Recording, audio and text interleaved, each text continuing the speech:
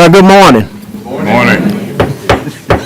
Halifax County Board of Commissioners meeting will officially come to order at this time. I want to remind my colleagues and also staff and anyone else who's speaking to please turn your mics on, talking to the mics, not using your mic. Feel free to just turn it off.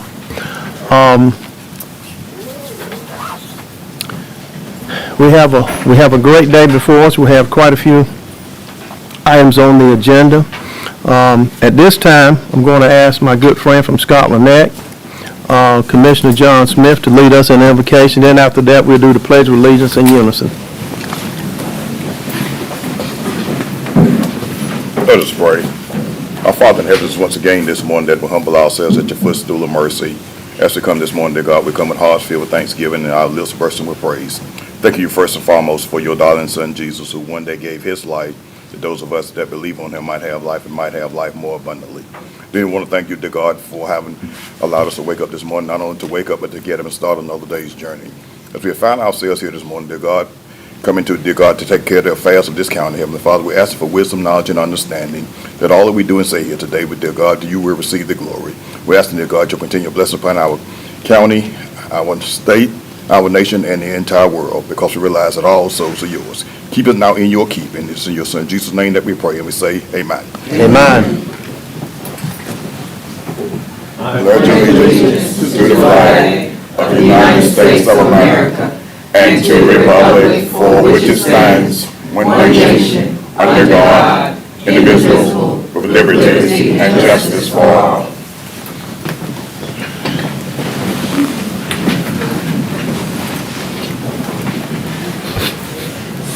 I don't know how the county attorney and I ended up wearing the same necktie today, but anyway, it's all good.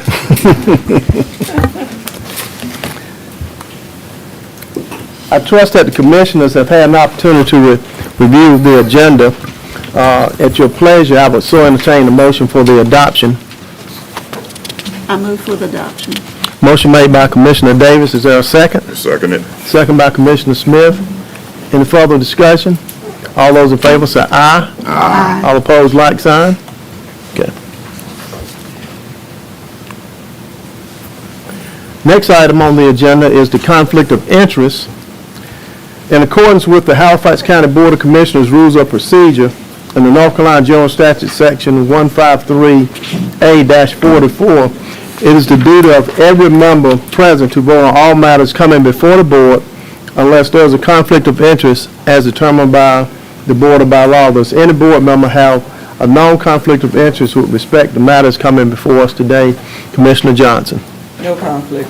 No conflict. No conflict. No conflict. No conflict. No conflict, sir. Madam Clerk, let the record so reflect that the 6 commissioners present do not have any conflict with matters coming before us today. Yes, sir. Just before we move into the consent agenda, I'm going to yield to our county manager for a minute to introduce us to a very special person who has decided to join Halifax County management staff. All right. Thank you, Mr. Chairman. Good morning to everyone. Good morning. I would like to introduce our new assistant county manager. His name is Thomas Everett. You can stand or wave or do whatever. He's over there.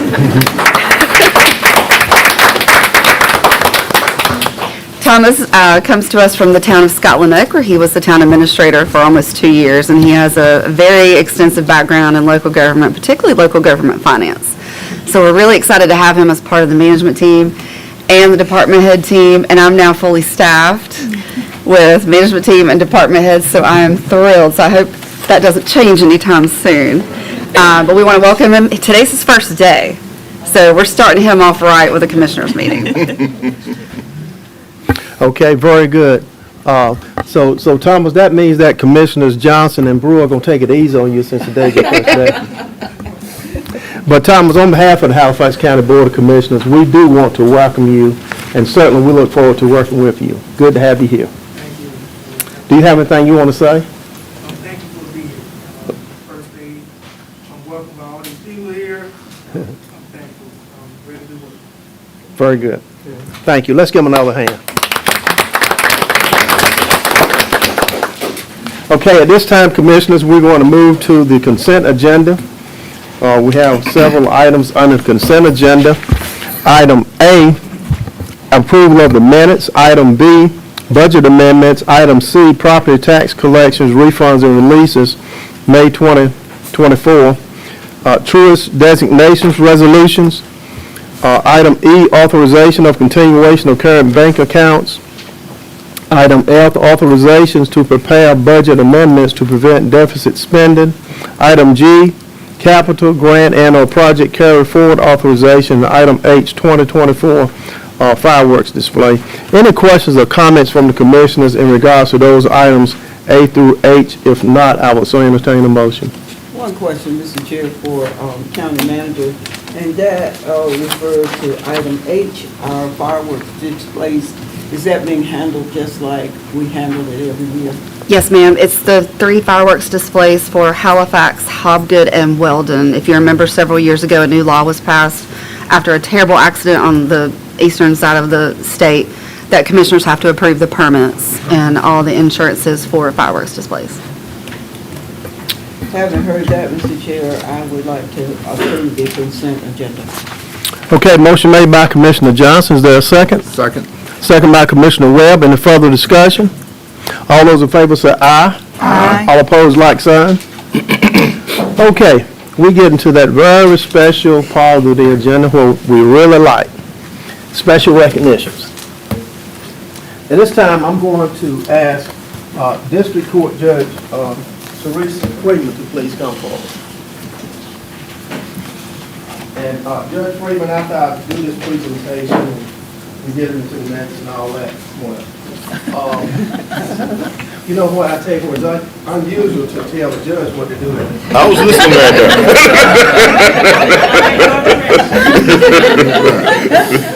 I worked in the courtroom for 30 years, and I tell you what, it's just, you know, even when she said, because she come up this morning, I was saying, sure, Judge, you can come up. But anyway, when I finish reading this, just want to let you know, you can make any recommendations that you want to, and you know, in the comments, and then we're going to pause for a few minutes to take pictures. Okay? Okay. This is a resolution in honor and appreciation of Halifax County Teen Court, Halifax, North Carolina. Whereas the Halifax County Teen Court was originally started by the Honorable Reverend G. Grant on March 1st, 2013, through funding from the Governor's Crime Prevention Grant. Whereas the Halifax Teen Court is currently funded through the Halifax County Juvenile Crime Prevention under the leadership of Chairwoman Stephanie Smith and presiding Judge Teresa R. Free.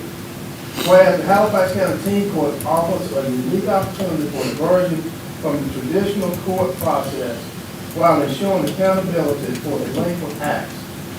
By actively participating in diverse roles within the judicial system, our students gain valuable insight and skills that empower them to become responsible citizens. The program fosters ongoing engagement with pro-social peers and activities contributing to positive youth development. And whereas the Halifax County Teen Court Program provides an alternative approach to juvenile justice, offering participants the opportunity to engage in the judicial process which promotes accountability and personal growth. Whereas through the mock trial competitions and hands-on experience, students develop critical thinking, communication, and leadership skills essential for success in both academic and professional endeavors. Whereas the Halifax County Teen Court students showcase, and listen to this is the most important thing that you need to listen to. Whereas the Halifax County Teen Court students showcase their legal acumen at the 23rd Annual North Carolina Teen Court Association Mock Trial Summit held in Concord, North Carolina, having 2 of its members win the prestigious awards for Best Defense Attorney. Is that Taylor? Okay, Taylor Harrison, and Best Prosecute District Attorney Sidney Davis. That is outstanding. Let's stop and give my hand man.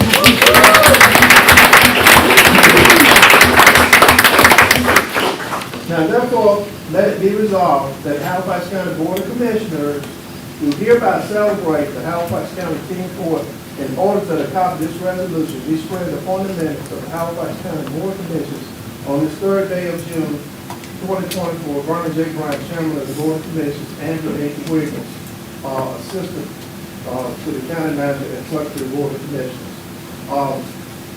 I would so move that this resolution be adopted. Second. Motion made by Commissioner Bryant, second by Vice Chair Brewer. Any further discussion? All those in favor say aye. Aye. All opposed, like sign. Judge, I'm gonna hand this to you, and let's give him another hand.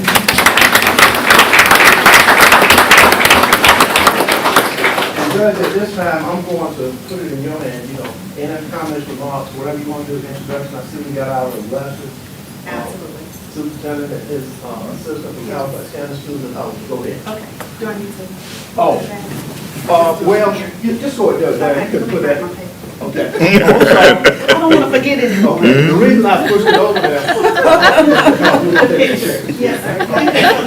First and foremost, to the commissioners, good morning. Good morning. Thank you so much for considering this honor to be worthy enough for a resolution. We are most appreciative.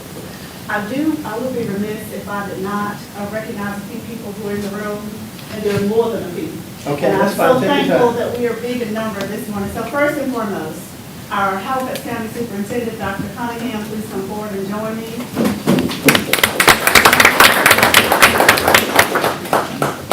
Our team court this year for academic year 2023-2024 was run through Halifax County Schools under the direction of Dr. Tyra Nevada, our Assistant Superintendent. And that can only happen because of Dr. Nevada. So she served as our teen court program director for this year, and we are most appreciative. I also want to recognize our chief court counselor, Samia Leonard. Please come forward with us. And her role in this is that there are cases, obviously, that come through her juvenile court system, and they are diverted, when appropriate, to our teen court, so mostly first-time offenders. And so we are most appreciative when you make those decisions, because we do want our students to have a second chance when appropriate. So thank you so much. Our teen court coordinator, Tammy Whitaker, please come forward.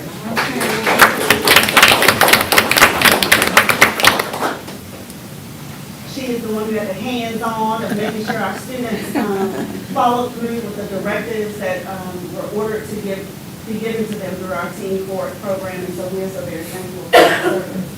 And perhaps most importantly, our students. Come forward.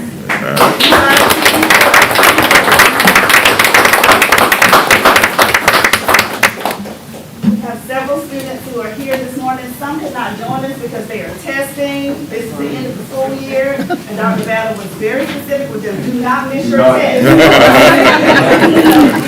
So we do have a good representative group here, and we do have among us also the two students who were honored, specifically honored in the resolution. So Caleb, raise your hand. That's the defense attorney.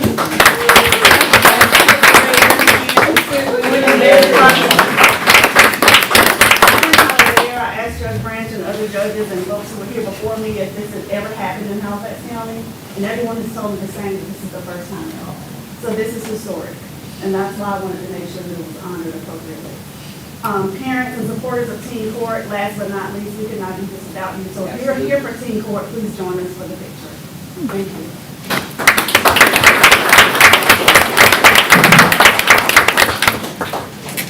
While the parents are coming up, want to do a few things. We're all going to take some pictures.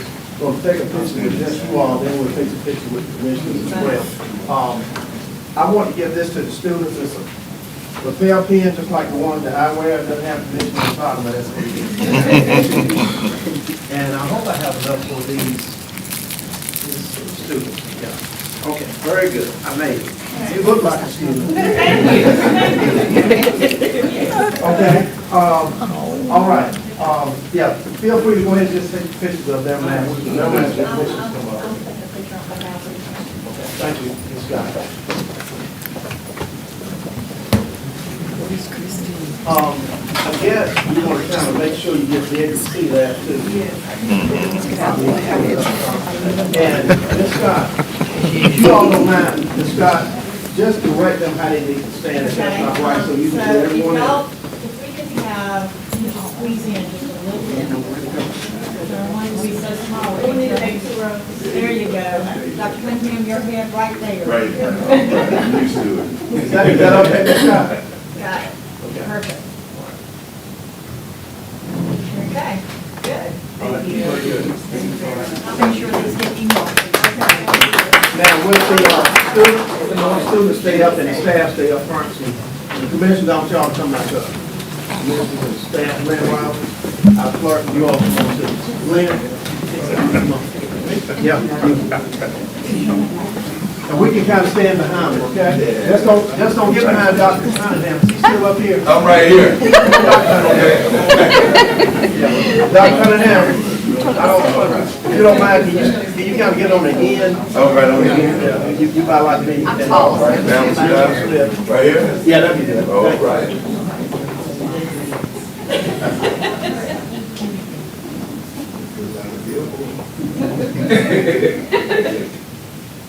Say cheese. Okay, thank you.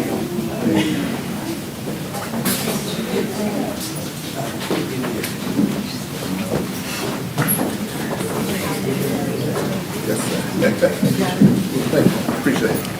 Appreciate it. Thank you much. I didn't see this. I was running with the wind. I understand. You know, I have to say this just before we move on. You know, Judge Teresa Freeman, I've been knowing her for a very long time, and y'all, you know, I've been in her courtroom, have worked with her when she was an assistant DA and all. Let me tell you something, she's incredible, and we're very fortunate to have someone of her caliber as a judge in our county, and I'm so proud of her and her accomplishments. Knew her parents, tremendous parents, and she got a great husband, and she's just a great person, does a good job. Thank you so much for your leadership. Let's give her a big hand. You know, and that really comes from the bottom of my heart, and I'm just saying it. She's a wonderful judge and just a good person and really cares about this community. Okay. Next item on the agenda is retirement resolution for Mr. Sylvester Harding, Sheriff's Office. And Commissioner Johnson is going to be making that presentation. Mr. Hardy, if you come forward. Yeah, he's got his, Sheriff, if you come forward. I love your shirt. yeah. Mr. Hart also has his wife here, which I'm sure he'll recognize her later. Get that shirt. Yeah. He's got a cap too. Mr. Hart, where's your cap? Yeah, he has a cap too.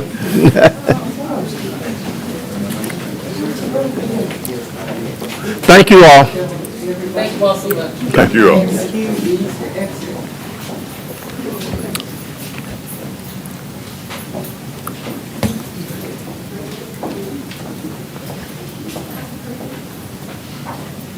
Good job, y'all. Mr. Hardy, I know this is an exciting day for you. I retired and it was an exciting day for me, but let me let you know something. You're gonna work harder once you retire. This resolution reads, whereas Sylvester Hardy decided to retire as Halifax County Jailer with the Halifax County Sheriff's Office effective May 31st of the year 2024. And whereas he has spent 30 years with local government, Sylvester has also served in many positions of honor in the community and the state, as well as being a dedicated public servant to the citizens of Halifax County. Now therefore be it resolved that on this day, Monday, June 3rd of the year 2024, the Halifax County Board of Commissioners did honor Sylvester Hardy with the formal adoption of this resolution to be recorded in the minutes of the meeting of this day. Signed by our chairman, Mr. Vernon Bryant, and our clerk to the board, Ms. Andrea H. Wiggins. We move that this resolution be adopted. Motion made by Commissioner Johnson. Is there a second? Second. Second by Commissioner Webb. Any further discussion? All those in favor say aye. Aye. All opposed? Okay. Mr. Hardy, we want to give you this pin from the Halifax County Board of Commissioners, and also this jacket that I would like to keep, but I guess I'll give it to you. And we congratulate you on your number of years that you served and how well you serve. And I know that the sheriff is never at a loss for words. As here at this time, if he'd like to say something. This is for you. And I would ask hard if he wants to say anything, but he's an extreme introvert, so. You're about to meet another one, for sure. You'll probably say that to my party. But, we're at a tough position right now in the sheriff's office, because we have so many people retiring within the next 3 months. And a lot of them are administrators. And when I first started as sheriff, I spoke to Hardy, he was actually the jail administrator at the time. And he called me up and he said, Sheriff, I want to keep working there, I want to keep working with you, but I do not want to be the jail administrator. And he explained to me that he was the chief jailer, and that's the position right under the jail administrator, and that he excelled at that position as the chief jailer. But when it came to being the jail administrator, he was having some struggles with being the jail administrator. And I said, Hard, that's fine, we'll get you the training, we'll get you this, we'll get you that, you know, to be the jail administrator. I mean, get a new one to the road, we can get you where we need you to be. And he said, no, I would like to be the chief jailer. And I've been working with Hard, where of course, he's 30 years old, 27. When I first started here, I remember him working with him, and I had so much respect for him, but I gained so much more respect for him because of that one conversation. Because too many times in this day and time, people want titles, people want money, people want power. That's right. And they don't realize that sometimes, not because they're doing anything else, but they can't do the job the way it needs to be done. For him to call me, knowing that it would be a decrease in pay, because it's a decrease in rank and everything, just for him to say that, I gained so much more respect for him. And I even reached out to the county, to Ms. D, our county manager, trying to keep him as close to where he was, because it takes a lot, especially for a man, to say that they need to step down to an old position.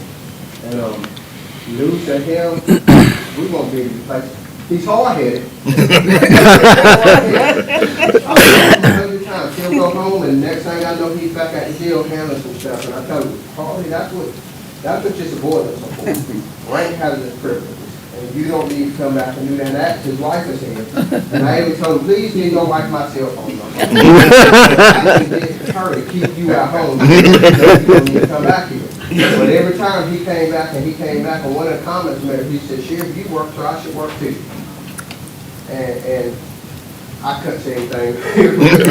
But 30 years, we won't be able to replace him. We're hiring people now that will start day one. You know, and hopefully in 30 years I'll be retired. So we won't be able to replace him. We're not going to replace him. I asked him to come back and work part-time with us. He wanted to come working part-time, but I think the boss has spoken. And he's going to do something else. But I want you to know that all you have to do is pick up that phone, and we're going to make that paperwork happen as long as home is happy. If home is not happy, you're not going to be happy. So thank you for all you've done for us, and that you will continue to do for the community, and I appreciate working with you. I love you. Anything you need, just let me know.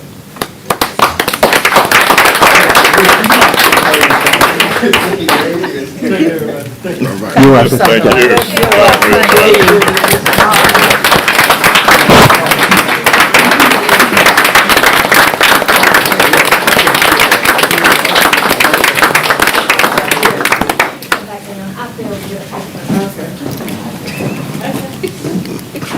Step out of the way.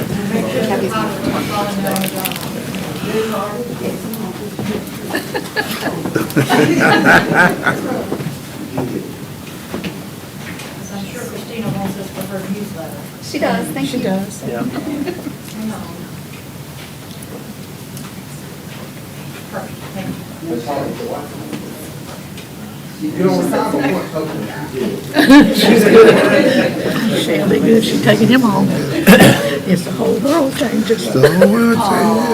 I said, what were you thinking when you made him retire? I said, I wasn't. Oh, good. I thought retirement would be hard for him, but he already has the shirt and the hat. You know, I've been knowing Mr. Hart a very long time, and as he go back and to his seat, I've been knowing him a long time. I worked with him when I was a probation officer, and all I can say is just ditto to what's been said. He's just a tremendous young man and a very hard working. Been knowing him a long time, and thank you for all your work for Halifax County. By the way, Mr. Harder, we got about 40 or 50 boards if you're interested in NL. Pick one. Did you have something you want to say?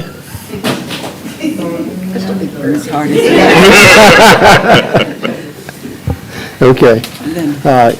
At this time, we want to move to another retirement resolution. And I failed to mention this at the Halifax County Teen Court. Just want you all to know that there's going to be another presentation very similar today in the Superior Courtroom in Halifax on Thursday at 4 o'clock. So any commissioners who want to join for that, please come to that celebration. I plan to be there, and certainly, I welcome each and one of you as well. All right. Retirement resolution, Mr. Stephen Simon, Sheriff's Office, and that's going to be done by Commissioner Shanoa Richardson Davis. Stephen, come up. I see you have your bride with you. Come on up. Sheriff know what he got to do.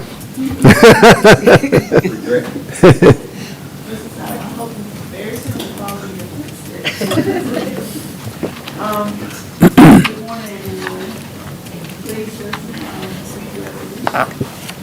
whereas Stephen B. Solomon decided to retire as a lieutenant with Halifax County Sheriff's Office May 31st of the year 2024, and whereas he has spent 30 years for local government, Stephen has also served in many positions of honor in the community and state, as well as being a dedicated public servant to the citizens of Halifax County.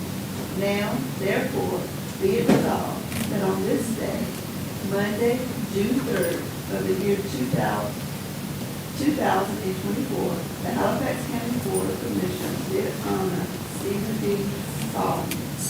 Salmon, with formal adoption of this resolution to be recorded in the minutes of the meeting of this day. Signed by J. Ryan, Chairman, and Andrea Williams, Clerk of the Board.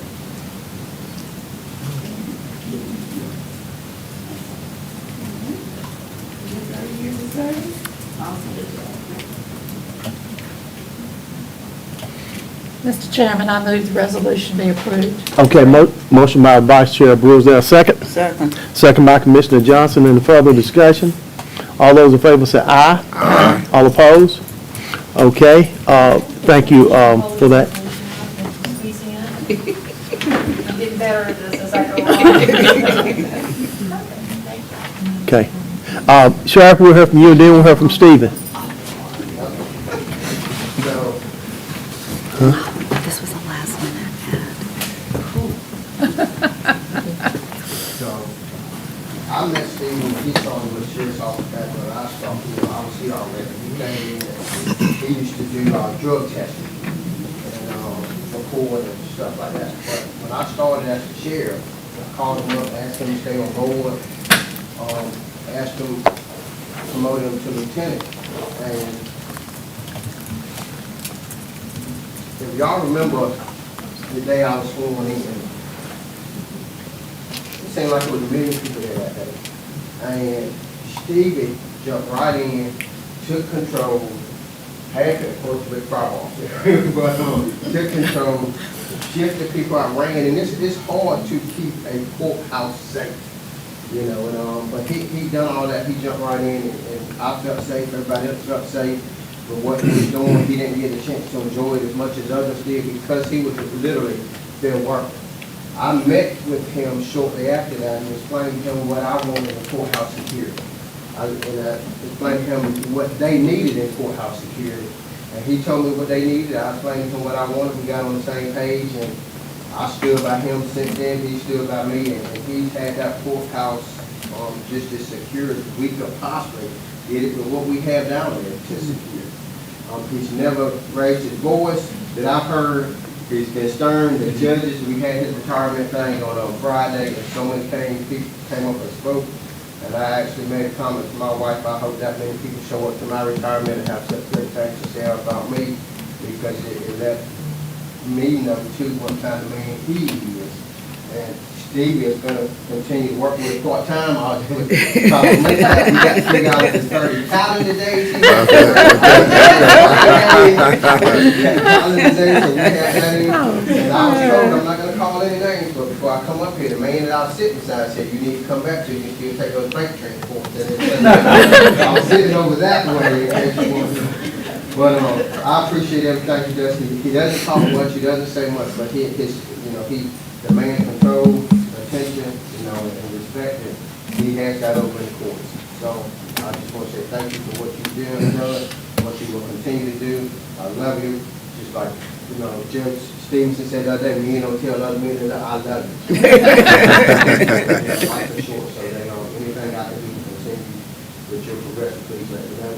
And in law enforcement, they been counted 5 years.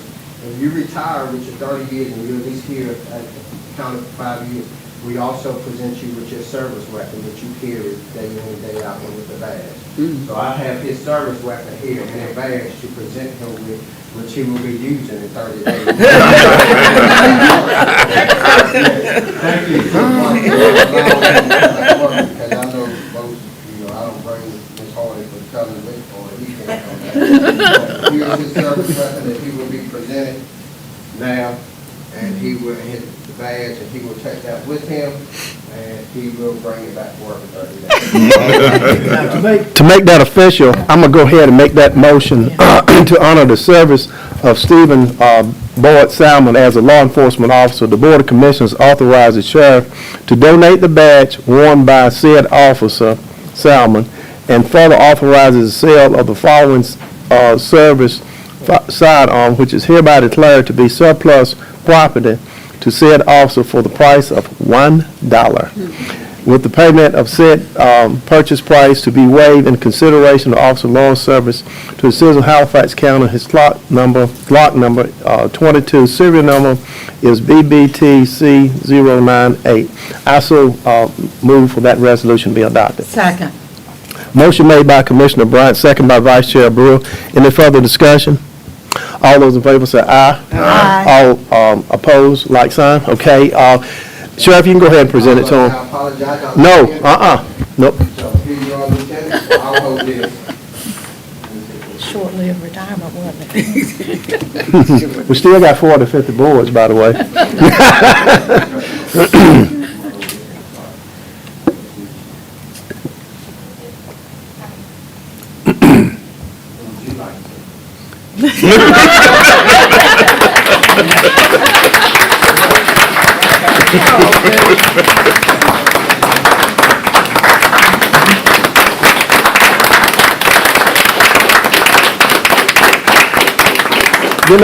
Stephen is not a stranger to Vernon Bryant.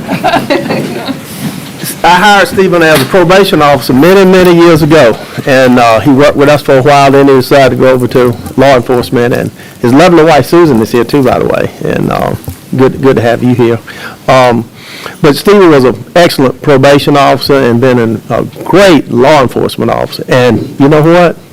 He knows his work, he knows his job, but he's not going to say one word. And, he's one of the most quiet guys I know, and always just as nice and competent. And Stephen, you're gonna be missed. Appreciate you coming back working part-time. And also now, I'm serious, we do have 40 to 50 boards, and you just go to our website and take a look at them. And but anything, do you have anything you want to say? Okay, all right. Again, thank you, Steve. Let's give him another hand.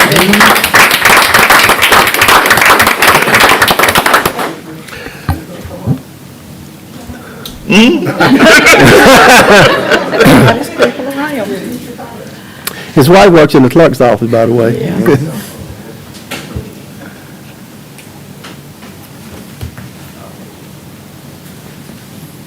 Sheriff, you getting good at this thing.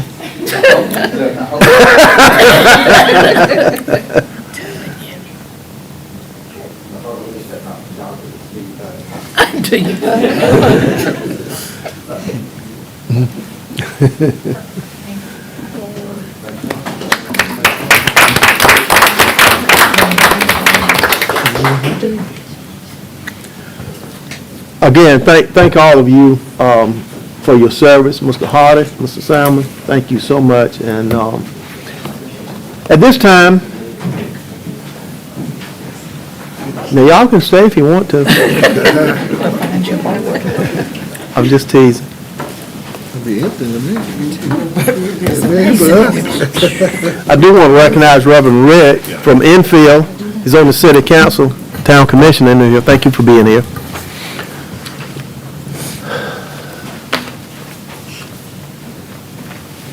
Okay. Item D, 2024 Pride Month proclamation. I know Mr. Green is not here for for item D and E, and I believe that the health department is going to handle that. Yeah, they- Okay, we're helping you all this time. Thank you for being here. If you don't mind, yeah, Mr. Williams, slide that back over there. Thank you. Don't require as much muscle as it used to. Yeah, I'm glad we got on rollers now. Thank you. Good morning. Just identify yourself for the record. We all know who you are. My name is Betty Reese. I'm the Assistant Health Director for the Health Department. I'm also on our Human Relations Committee for the council. And I'm playing Stephen Green this morning. I asked Jessica, she said, "Can you read this?" And she gave me a hug. I said, "Girl, you gotta give me a bigger hug than that." I'm in the school, so bear with me, you all. Okay, proclamation honoring Pride Month. Whereas June is nationally recognized as Pride, and it's time to recognize all human beings are born free and equal in dignity and rights. Whereas Halifax County recognizes the measurable impact to the cultural, civic, and economic successes of our county, and whereas the Halifax County is committed to supporting visibility, dignity, and equality in our diverse community, and whereas society, let me give it again. Whereas society at large increasingly supports Pride Month and is essential to acknowledge the need for education and awareness remains vital to end discrimination and prejudice, and told y'all, I'm woke now, I was asleep. Celebrating Pride Month influences awareness and provides support and advocacy, I can read, and an opportunity to act and engage in a dialogue to strengthen alliances, build acceptance, and advance equal rights. Lesbian, gay, bisexual, transgender, queer, intersex, LGBTQI+ citizens have provided invaluable contributions to our service in our community throughout volunteerism, public service, entrepreneurship, and now therefore it be proclaimed that Halifax County Board of Commissioners hereby recognize and celebrate Pride Month, adopted this third day of June 2024. All right. One more.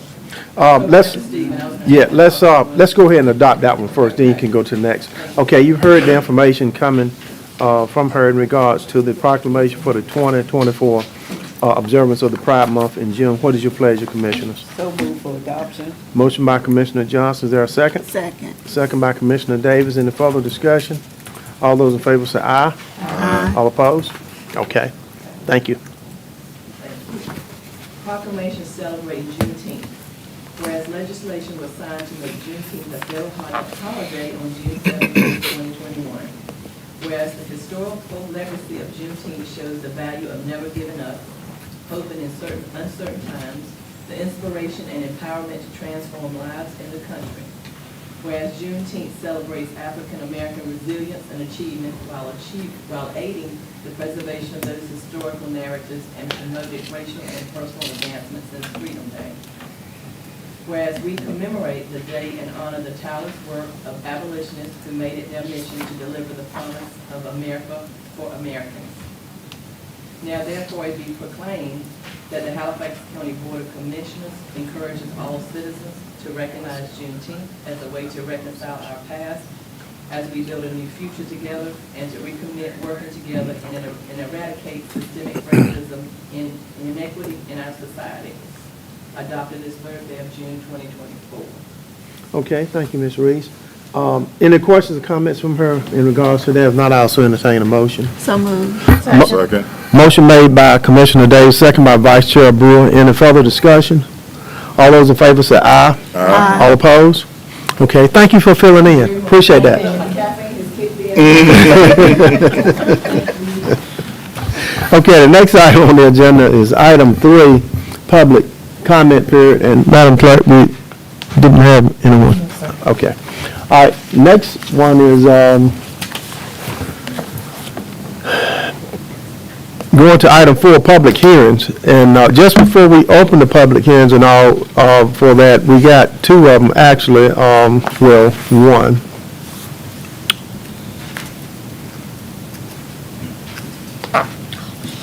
We're going to have 2 public hearings. The first one, item A, is the Halifax County fiscal year 24-25 budget. We're going to hear from our county manager, Ms. Denton. All right. Thank you, Mr. Chairman. Good morning again. This is your annual public hearing to hear public comment on the proposed fiscal year 2024-2025 budget. In your agenda materials, you have the budget ordinance as I presented it back last month. There have not been any changes since then.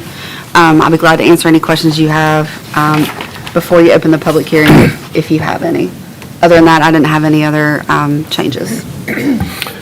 Okay, thank you, Ms. Denton. Of course, you know, the purpose of the public hearing is to receive public comments regarding the proposed Halifax County fiscal year 24-25 budget. And then, of course, any action on the public hearing, you know, and the budget and all will take place on June 17th at our 9:30 meeting. Any comments or any concerns from the commissioners? If not, I'll soon entertain a motion to open it at this time. The public hearing in regards to budget. I so move to open for the floor for public hearing on the Okay. budget. All right, thank you. Motion made by Commissioner Davis. Is there a second? Second. Second by Commissioner Smith. I'm getting a lot of action over here today. I'm wondering what's going on to the right side, y'all. Normally, they're the talkative group. See, we all know it. All of us laughing about it. Okay, all those in favor say aye. Aye. All opposed? Okay. And just before I ask anyone to come up, I want to read a statement in regards to how you conduct yourselves when you come up regarding public hearing. Public hearings are held for the purpose of receiving comments from the public regarding a specific subject. Those persons desiring to speak will give their name, their physical address, their phone number, and the name of the organization they are speaking for, if applicable.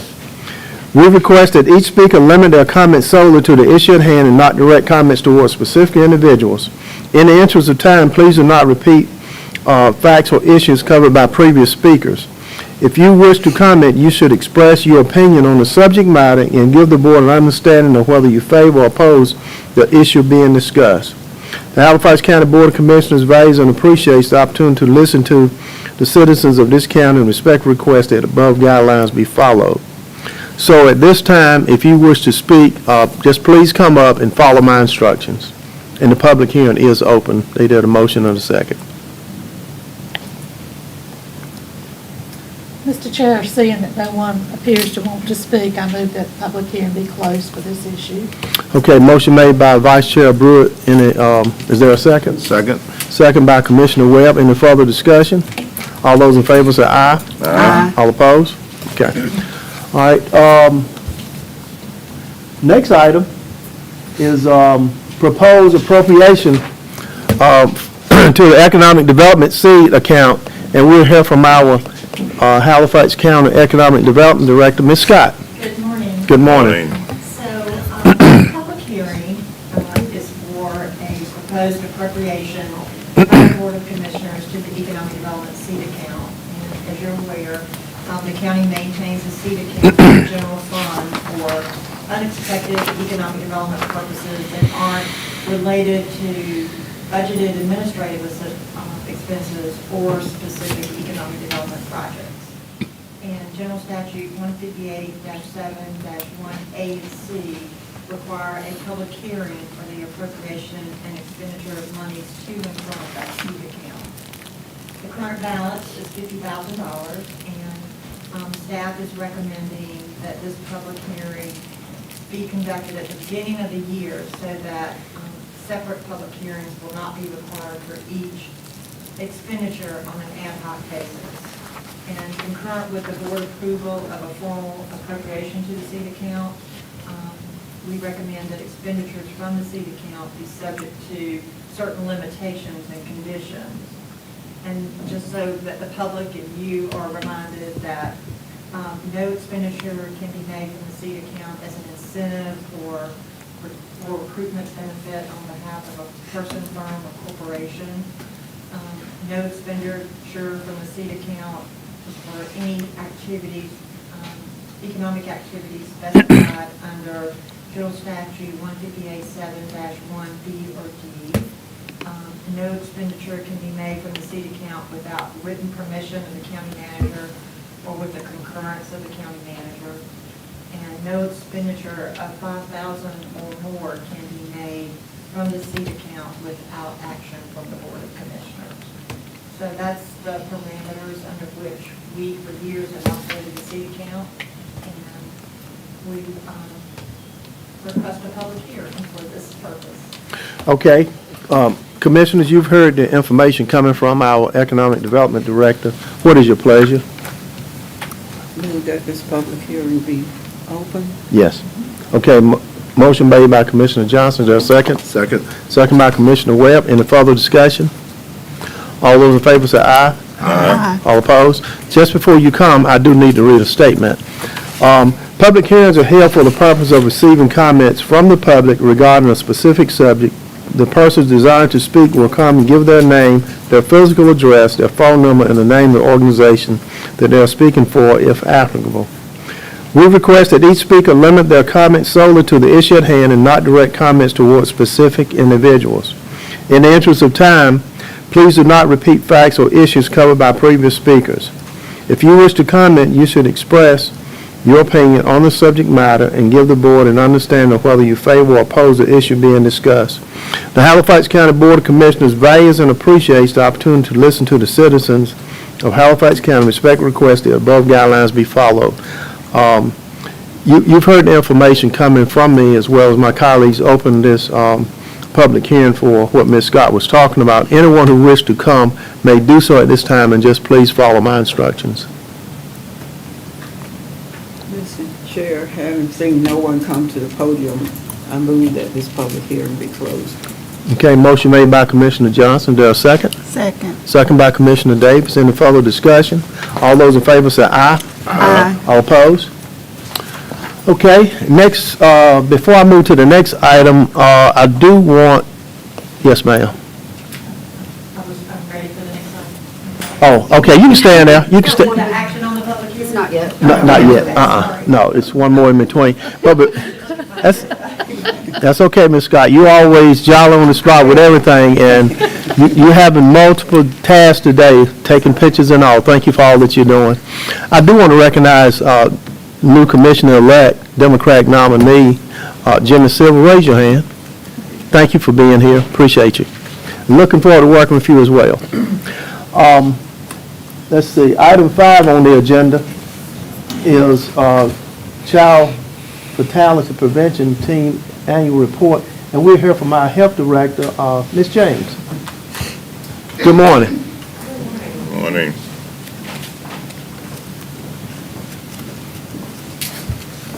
Good morning, board and guests and county management staff. Good morning.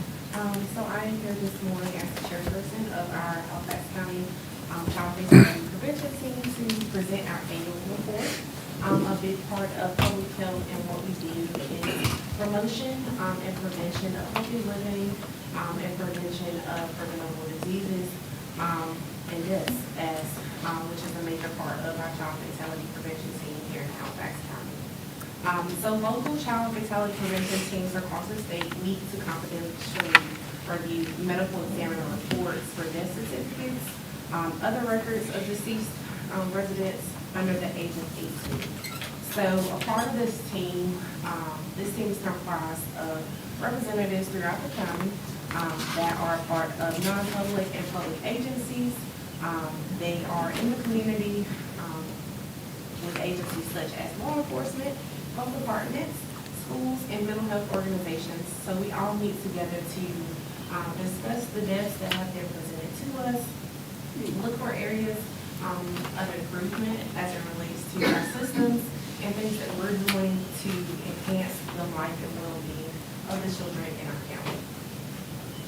In 2023, the Halifax County Child Fatality Prevention Team reviewed 15 child deaths. and identify 10 system problems and recommendations for future prevention efforts. Just to highlight a few of those different things that we identified, safety and forms within the school system were identified, car seat safety, vaping prevention amongst children, prenatal and postpartum intervention and care as well were among those identified. So some of the activities and accomplishments that I wanted to highlight from the report are our child seat safety training classes that we offer at the health department. We offer car seat safety for parents with children 8 and under. Our car seat techs do an amazing job. They have hands-on equipment within the health department. They actually take the parents out to their cars with the car seats and have them install them as well, just to reinforce that learning with the parents. We have our Baby Easy Safe Sleep training program, which is SIDS awareness to prevent sleep deaths in the county. Back to sleep education, positive parenting program, breastfeeding peer counselor program to reinforce the breastfeeding and provide breastfeeding support to our moms that may be doing that. We also participate in the Safe Kids Consultorium. We have a variety of different programs that we serve through our social work department. We also have Catch My Breath, which is education and vaping prevention in the schools. Our health education staff have done a really great job this past year going into the schools, the middle schools and high schools, educating the kids and having real life conversations about vaping and what that looks like in the harm that it does to your body. So this annual report has been presented to my Board of Health, and I wanted to bring it to you guys today to report out to you as well. Since I am new to cheering this team, I'm so excited to continue to work and build relationships with our team members and continue to look for areas of improvement, and I thank you guys for having me. Okay. All right, with that being said, any questions of Health Director, Ms. James? If not, I'll just need a motion for the acceptance of the submission of the annual report. Mr. Chairman, I so move. All right, motion by Commissioner Smith, second by Vice Chair Brewer. Any further discussion? All those in favor say aye. Aye. All opposed, like sign. Ms. James, thank you so much. Appreciate all that you do, and as well as your staff. Thank you. Okay, Ms. Scott? Ms. Scott, you're so efficient about everything, I tell you. You're jolly on the spot, you know that. Appreciate you. Go ahead. We held a public hearing, and in your packages today, you should have a resolution authorizing appropriation and expenditure of public funds for economic development purposes. So that resolution is for the appropriation of $50,000 to the economic development seed account. So request your consideration of this resolution and adoption of this resolution. Okay, all right. Commissioners? I move approval of the request. Motion made by Vice Chair Brewer, second by Commissioner Johnson. Any further discussion? All those in favor say aye. Aye. All opposed, like sign. Okay, thank you. All right. Moving right along, item 7 on the agenda, Advanced Metering Infrastructure Capital Project Ordinance. We'll hear from our Public Utilities Director, Mr. Christopher Williams. Good morning. Good morning. So I've come before you this morning requesting approval of our Advanced Metering Infrastructure Capital Project Ordinance and transfer of funds to cover the cost of the project. What you have in your packets is a copy of the actual ordinance as well as supporting information that I'd like to read into the record. In order to realize the full benefits of the currently available technology in our existing metering program, Public Utilities recommends upgrading and installing an advanced metering infrastructure project consisting of fixed-base antennas located throughout our service area. This system will help us provide better customer service through enhanced leak detection on the customer side of the meter, reduce or eliminate multiple visits to customer locations for tenant changes, and monitor illegal water use on closed accounts. Additionally, this technology will provide us with system pressure readings through strategically placed sensors within the distribution network.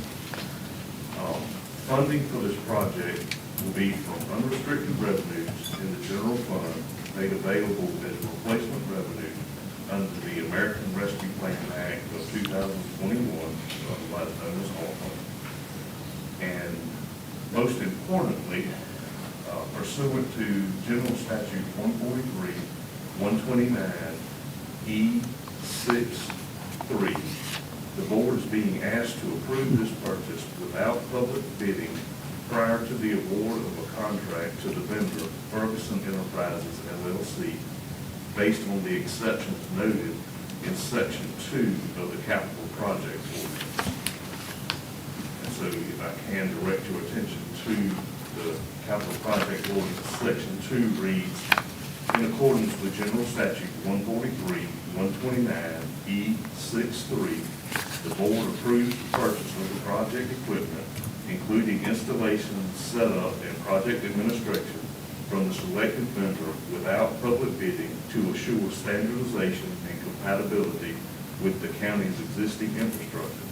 It also being noted that the selected vendor requires that its own subcontractor install the equipment as a condition of warranty. For information, the selected vendor is Ferguson Enterprises LLC. Anything additional that I need to read into the record, or any questions that you have? Mr. Williams, I think I know the answer to this, but Ferguson has done work for us before, right? I mean, Yes, sir. Okay. They are currently the only vendor of census metering equipment, Right. SES, Okay. which is what we use throughout the county. Okay. In our system. all right, that's what I thought. Thank you. All right, anyone else? So, yeah, so is that why we're not going through the bidding process as we normally do for purchases? That's correct. For multiple reasons. First and foremost, they are the only supplier of census equipment.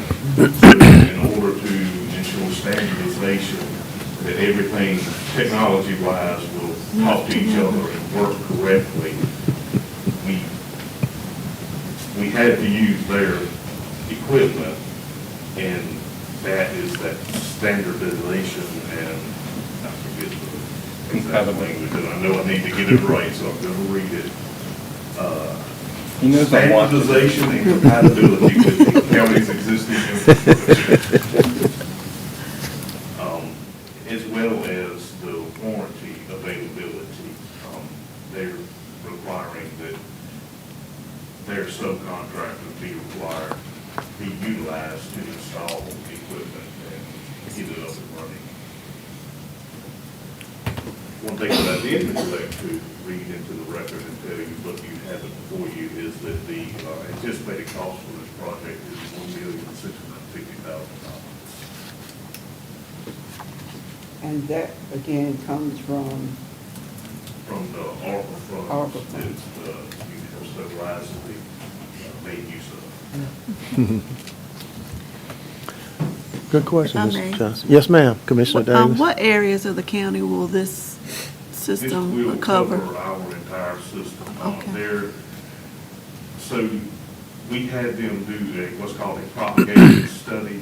Basically, if we put these towers or these antennas on our water towers, what coverage can we expect to get? And based on that study, there's approximately 3% of our network that, due to terrain or topography or just the location of the meter, we won't be able to pick that up. So that's roughly less than 300 meters. We're currently reading almost 8,400 meters driving by every month. This would significantly reduce that. I stated in the summary that you have before you, we take 7 to 10 days to read meters currently. It would be a matter of hours. And then we would send a truck out to read those that you can't communicate to the town.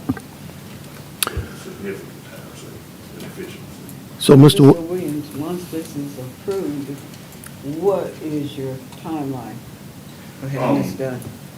It will probably take approximately a year to get everything installed, activated, working and talking, and get us trained on it as well. What's been explained to me is they like to install the towers and then focus on getting one tower working and communicating correctly and then move to another tower. We will have, it's either 9 or 10 towers throughout the county. And I say towers, I'm sorry, antennas, and they will be located on our existing water towers with the exception of one. There's one area that we can't quite cover, and so the county has an EMS station located, already county-owned property that EMS has agreed to let us build put in a pole and put an antenna on that in order to service that area. So, Mr. Williams, once you implement this, and I know it'll take a year or so, will you need less staff, or you need the same amount of staff you have, or need more? I mean, just talk about that for a second. To leave the metering staff as is, because now their roles will shift into monitoring and maintenance of the system.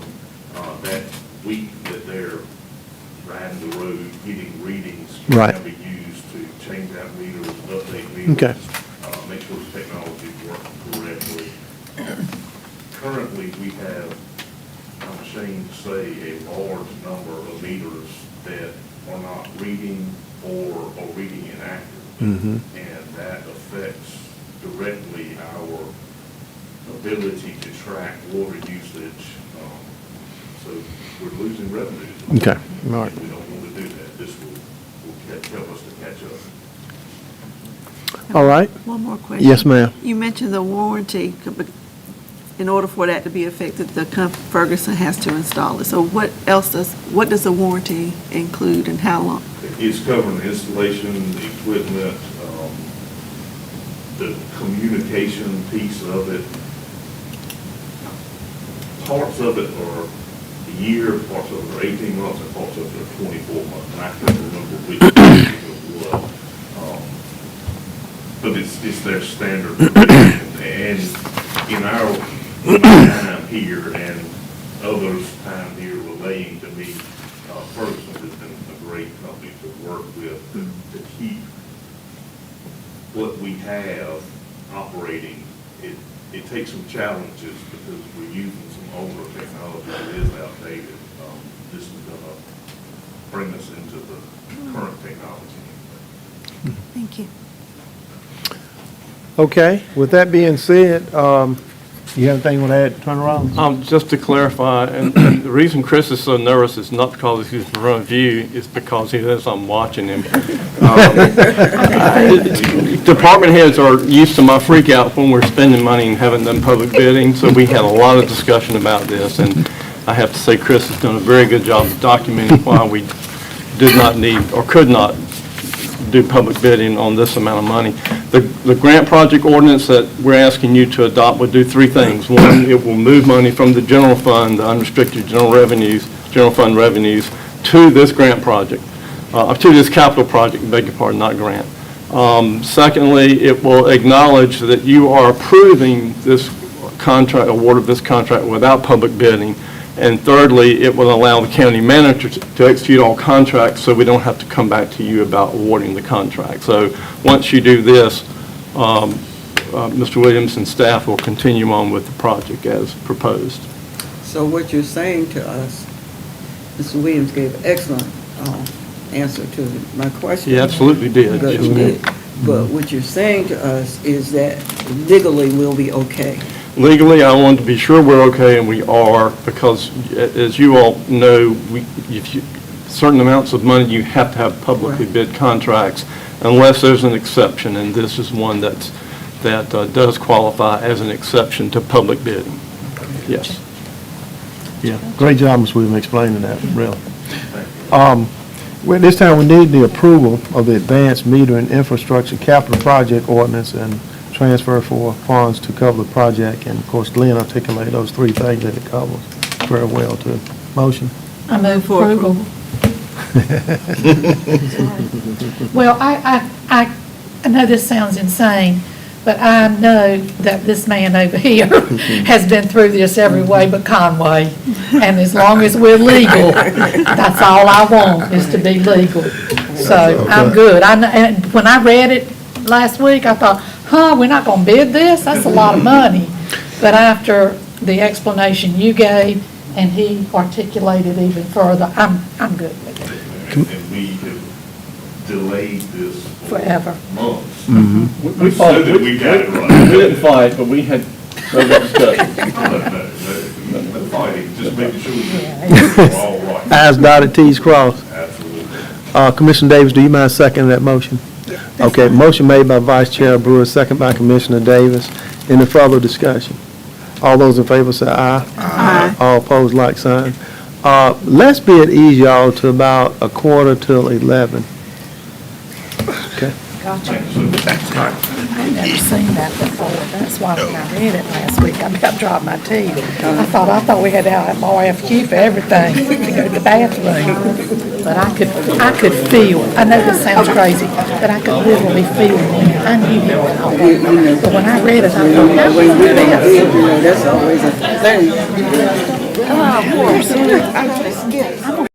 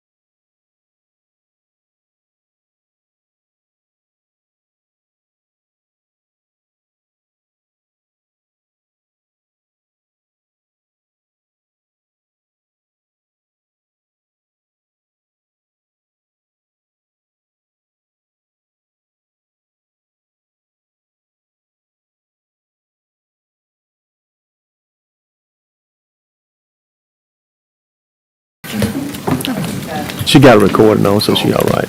She's got a recording on, doesn't she? Clerk, is it on? I don't see that light on. What light? What light? It's supposed to have a light on.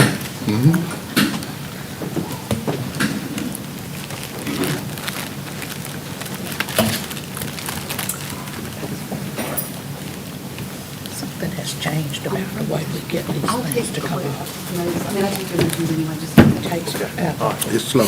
Go ahead, it's slow. It just takes forever for it to come up. Okay, I'm sure that Madam Clerk will be back in a minute, but Ms. Denton is going to take notes till she comes back. We're gonna go ahead and get started back. On the board appointments. We probably have to catch her up on this too, because this is something that's really okay. There she is, all right. That's fine.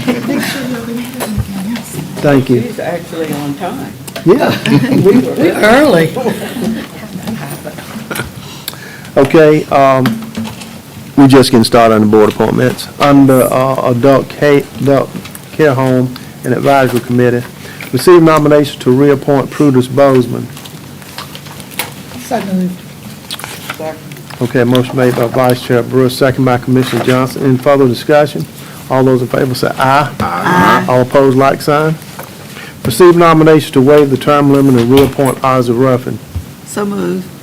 Motion made by Commissioner Davis, is there a second? Second. Second by Commissioner Smith. Any further discussion? All those in favor say aye. Aye. All opposed? Okay. Alcohol Beverage Control Board, it's Johnny Draper's seat. I make a motion that we appoint Carl Furby. Second. Okay, motion made by Commissioner Bryant, second by Commissioner Johnson. In further discussion, all those in favor say aye. Aye. All opposed? Okay. Madam Clerk, if I get out of order with this, please redirect me, and I know you will. Well, if I tell you or not, I know you will. Thank you. You've been busy with these board appointments. Thank you for all your help on that. Economic Development Board. Receive nominations to reappoint Tony Brown, Daniel Fouts Jr., Shanoa Richardson Davis, who I don't know who that is, and Robert Sykes. Move approval. Motion by Vice Chair Brewer, second by Commissioner Johnson. Any further discussion? All those in favor say aye. Aye. All opposed? Okay, hold nominations to appoint a replacement for Johnny Draper Jr. until the next meeting. Ms. Scott working on that, right? Okay, all right. Halifax Community College Board of Trustees. Receive nominations to appoint Nancy Sandoval. Receive nominations to appoint Dr. Frederick. Receive nominations to appoint Patricia Peel. Receive nominations to appoint Portia Shields. Mr. Chairman, we've got 4 excellent individuals here, but I nominate Nancy Sandoval for that position. Okay, motion made by Vice Chair Brewer. Is there a second? Mr. Chairman, I would like to nominate Dr. Elise Fredericks, if I'm in order. Okay, all right. What we can do is we can just vote on, vote on. And, I call for a vote on each one of them. Don't we have to have a second for each of them? Per Robert's Rules of Order. Okay, all right. Attorney Riley? Actually, your own rules call for a second on any motion. Okay, all right. We'll go back to the first one with Nancy Sandoval. Is there a second on that? I'll second that one. Okay, all right.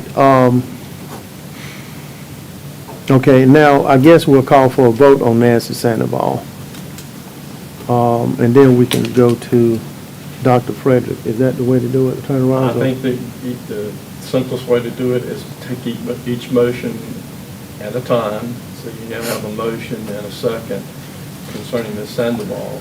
You might take a discussion and vote on that. If it doesn't pass, and you go on to something, the next motion, which I understand is you can take up the motion concerning Dr. Frederick. once you get there, you need to have that second, and then that. Okay, all right. But you need one motion at a time. All right. There's a motion and a second for Nancy Sandoval, and we're going to vote on that motion in a second, but now's the discussion phase. And I want to have a discussion about, about that, because one of the things that we got to remember at the community college, just like all our other boards, particularly community college and some other boards, we need to keep a balance. When it comes to male, when it comes to female, when it comes to race, particularly that board. And, we have to, really keep that in mind. And I think, with Baron Waters coming off, he was a white male, and that would be who she would be replacing. So that's the real reason. And plus, she's a good person. I think all four of them would serve as great candidates. And no question about that. I mean, I don't even know why. You really don't need to talk about it, because whichever one we pick will be good. I'm gonna tell you that. That's my opinion. And but that's my position about supporting Nancy Sandoval. She's a town commissioner over in Welland. Dr. Frederick currently serves on the board, and I know we're not voting her now, but the reason I'm gonna say something about Dr. Frederick, she's an excellent person, already on the board, appointed by the Halifax County School Board. She's on the DSS board. I believe she's the chair of that board and does a great job with that board as well. And, there has been some movement by the General Assembly to do away with governor appointees as it relates to that, and school board appointees and all that. So that's why Dr. Frederick's in the position she's in, because the school board appointments have been done away with. She was the Halifax County School Board appointee. And so anyway, that's my 2 cents about it. Any other discussion about it?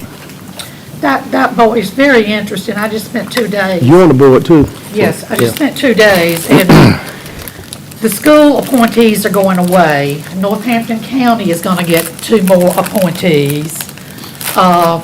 This board will have 4, and the governor's office will continue to have 4 also. Okay. So anybody that is interested could possibly be appointed through the governor's office. Right. But it's been a real bone of contention throughout the state Yeah. as far as makeup of boards and those kinds of things. But it's interesting, but it's politics. Yeah, So- it is. But the good part about it in Halifax County here, I can honestly say, y'all, that we have got good people who step up and want to serve. And that's, we're real lucky in that respect, because we can go any, mean amount of more. Portia Shields is probably the least known out of all this group, but Portia is great. She would be a good board member. She's on your EDC board. Does a great job. So anyway, with that being Portia said, that just got her doctorate degree. yes, from Scotland. That's my granddaughter's friend. Is it? How about that? She's an excellent person. So is Patricia Peel too. Pat Peel, can't leave her out. One of them are. She was recognized by the governor's office for one of our county employees, 3 at our last meeting, if that tells you anything. So, okay, all right, with that being said, Nancy Sandoval is on the floor now. All those in favor of Nancy Sandoval, raise your right hand. Okay, all opposed? Okay, so that's 2 to 4. All right, next nomination is Dr. Frederick. I think that was made by Commissioner Smith. I need a second on that. Second. If you don't mind, Commissioner Smith, your motion was out of order, so if you'll make it again at this time when it will be in order, we'll be on track. Yes, sir. Okay, I would like thank to nominate Dr. Elise Fredericks. All right, motion made by Commissioner Smith. Is there a second? Second. Okay. Although, any questions? All those in favor, raise your right hand. Okay. All those opposed? Okay, that motion passed 4 to 2. Okay, so it's going to be Dr. Frederick. And I'd like to say, Dr. Frederick was my assistant superintendent. She's She's good. just excellent. She is. She is. And as you said, everybody on this, that's Mhm. on this list. Yeah. Are just excellent people. It's just hard. Yeah, it is hard. But I just wanted to state to the commissioners, the background, about how we look at appointees and how that process works, That was the reason why I made those statements, because it is hard. All of them are great. Mr. Chairman, if I Yes, might make sir. a statement, please. You know, I've known Dr. Frederick for quite a number of years. Right. Even when she was down as principal at Baker's Elementary School when I first got to know her. Right. And I watched her down through the years, and I seen her, she's a very dedicated and hardworking individual.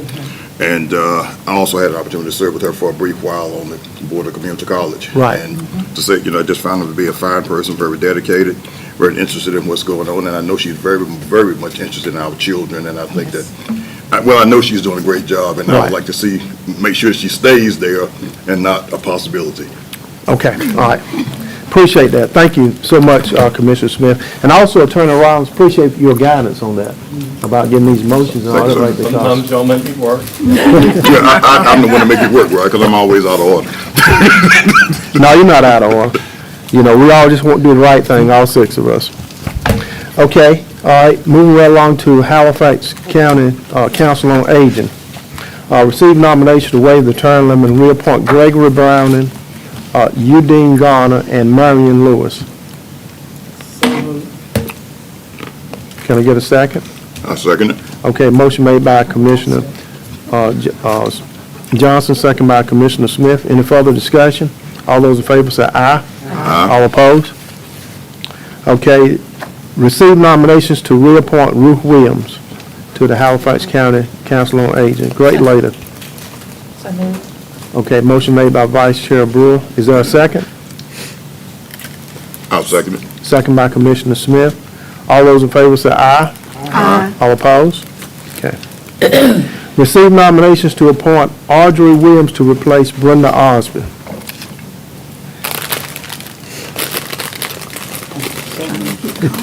Second. Motion made by Commissioner Johnson, second by Vice Chair Brewer. Any discussion? All those in favor say aye. Aye. All opposed? Okay. Receive nominations to appoint Sandra Wood to replace James Walden. So moved. Okay, motion made by Commissioner Davis. Is there a second? Second. Second by Commissioner Johnson. Any further discussion? All those in favor say aye. Aye. All opposed? Okay.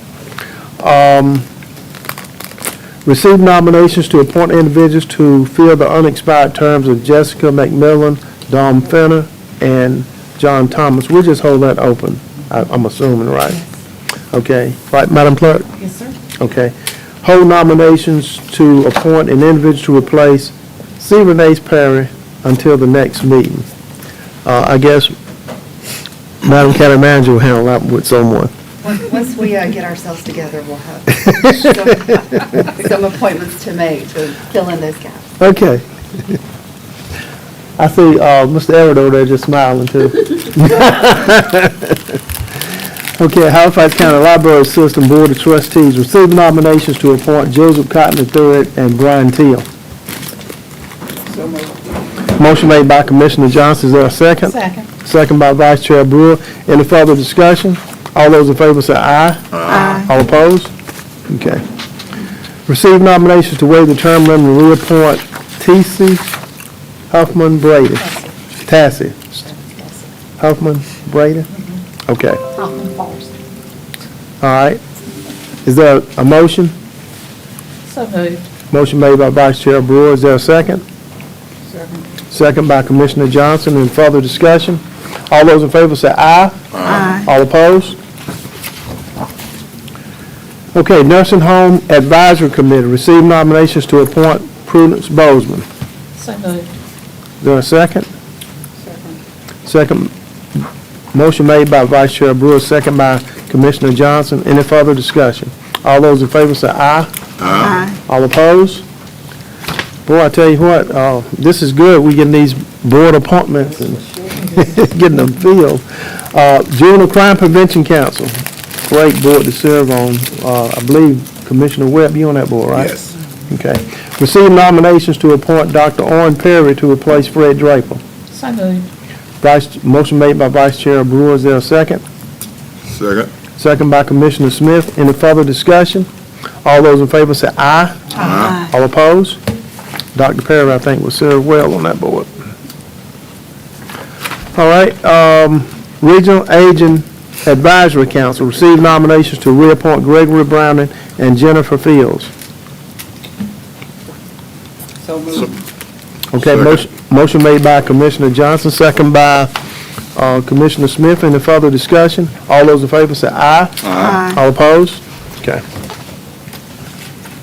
Upper Coastal Plain Board of Directors received nominations to appoint Dia Denton, Kathy Scott, Barbara Simmons, and Christina Wells. So moved. Thank you all. Yeah, We get service. that's right. Motion made by Vice Chair Brewer. Is there a second? Second. Second by Commissioner Davis. Any further discussion? All those in favor say aye. Aye. All opposed, like sign. You know, that's a good board to serve on, but it's some work on that board. And receive nomination to appoint elected or appointed official to replace Marcel Smith. Let's keep that in mind, that we need to come up with someone to fill that position at some point in time. Any commissioner, or maybe we know an appointed official who may consider serving on that board. Let's try to get them up there. And we could hold nomination to fill the vacant position for Renee Perry until the next meeting. Okay, wow. That took a while. Okay, that's very good. And we still have a few vacancies, but we're getting them filled very good. All right. At this time, we're going to hear from our Economic Development Director, Ms. Scott. Morning.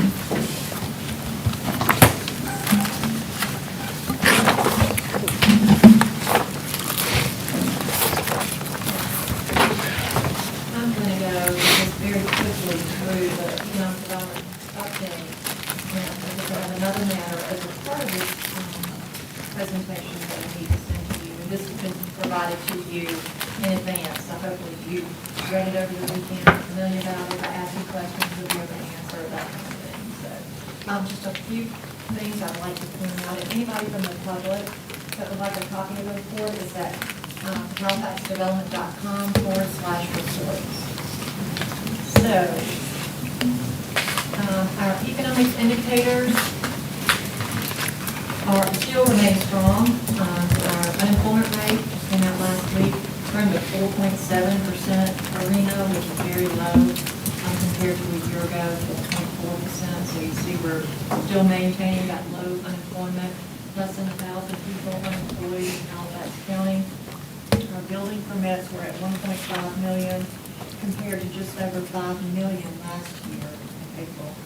And then our retail sales at 55 million compared to 51 million a year ago. And so we're about $3 million above last year, so our retail sales continue to be robust, and they were up significantly last year.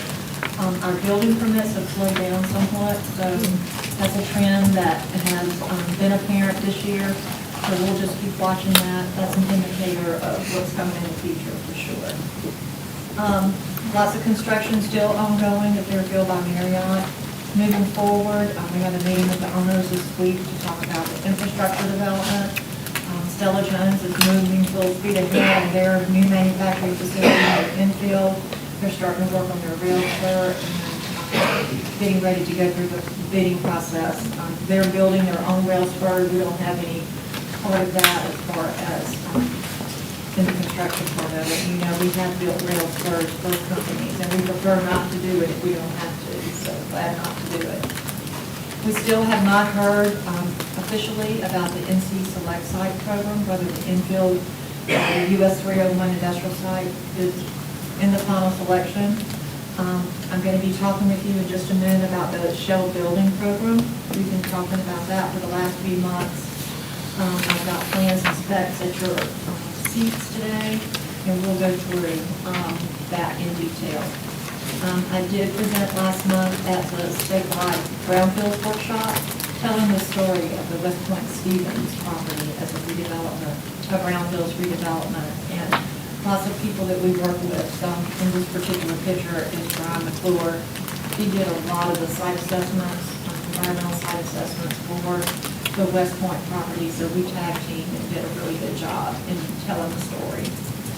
We had a business leaders luncheon at the airport in May, very well attended, and hopefully, able to focus business leaders on the opportunities at the airport. it's really amazing when we look at the businesses that do use our airport. And some like MJ Price Construction and Art Engineering, and we all know Roseburg and some of the solar projects and things of that nature are using our airport. It's really important to keep them focused on staying here and doing business with us. I had the two queens of this state. And I name them here in May. They work with the placement of interns and our manufacturers across the state. And anyway, they were here. Golden Steel got one of the rural interns this year. And so they work with industry enhancement services. They're part of our team. Always here to help the needs of employers to try to bring value to what they do. Really great colleagues. And the Department of Transportation released last year its transit plan. It was a 10-county transit plan which shows a framework for transit delivery in this 10-county area. And, you know, we have transportation issues, as you know, people getting to medical appointments and employment opportunities. And so I haven't had a chance to really delve into this transit plan. But from my first blush, it seems to be really good information that can help us in developing maybe some solutions to some of the problems that exist for us and maybe for our neighbors in Northampton and Warren. But certainly, you know, we really need to look at a better transportation system for our area. And our Economic Development Roadshow is on June 13th. Be there or be square is the thing, so we're really looking forward to it. We're going to try to focus on Scotland Neck, do a tour of Airballs, and I'm meeting with them tomorrow, so please don't put that into the public yet until I ask them. Maybe we can do that. Have lunch at the new restaurant there in Scotland Neck, and, you know, visit some other economic development assets between here and there for us all to learn about and enjoy, and it's really a great opportunity for us to see just how many assets we have throughout our communities in Halifax County.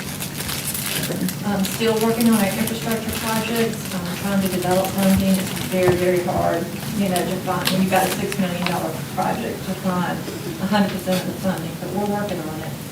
And so I think for the Airballs Road, that's why I'm meeting with the Airballs tomorrow, to talk with them, because I think we're almost there at that $1.6 million project to help them get that alternate access road. Thank you for the board appointments. We have a really, really active economic development board. They attend the meetings, and we offer a hybrid opportunity because, you know, like Dr. Shields, she works in Raleigh, lives in Scotland Neck. Sometimes it's easier for her just to participate remotely, so we do offer that opportunity. And if you have any questions, just let me know. But if I could just go right into the Shell building. Sure, program. yeah. As you know, Halifax County received a grant for Golden for $27,000, and then we received funding from Minot Cooperative for $9,700 to complete some remaining due diligence items that we needed to accomplish to look at participation in a Shell industrial building program. And so Halifax was one of 7 counties that was targeted for receive of state funds to build a Shell building. So this is why we're doing this. And we have a cabaret site, which is lot number 1 at the Halifax Public Park that I'm going to tell you about. So we have accomplished all the work that we were requested to do. Ms. Scott, Ms. Scott, Yes. excuse me, you're talking from this, right? I'm actually talking from the summary. Okay, all right. Yes, this is Okay. what I will go through with you. Okay, all right, I'm sorry. Thank you. Go ahead. So we conducted a phase 1 environmental assessment upgrade. We updated our wetlands assessment, we updated our threatened and endangered species review, and we completed them for the Halifax Public Park as a whole with a targeted review of lot number 1, which is where the building proposed construction would be. We've hired A.R. Chesson, which is a contractor, well-known contractor in the area, to complete the preliminary design package that is required by Golden League. And so with the 4 specific elements for that, number 1, a site design plan. Number 2, a building narrative, which really just an overview of what the building components are. A preliminary geotechnical report. We've already had our geotechnical work done, so we don't have to submit that. And then preliminary opinion of probable cost. And because lot number 1 was a developed site, including parking, landscaping, utilities in place, the level of due diligence that we needed to accomplish was very easy and very straightforward. So A.R. Chesson prepared the preliminary design plans for a 40,000 square foot building and came up with a cost of, opinion, a probable cost of $3,433,139. And so, as you will recall, when we first began talking about this shell building package, Roanoke Cooperative offered, whatever Halifax County did not finance, did not fund as a part of this shell building program, that they would be happy to offer their Red Leg program, Rural Economic Development Loan Grant Program, which provides zero interest financing over and up to 10-year period, because there's a 2-year deferment on that as well.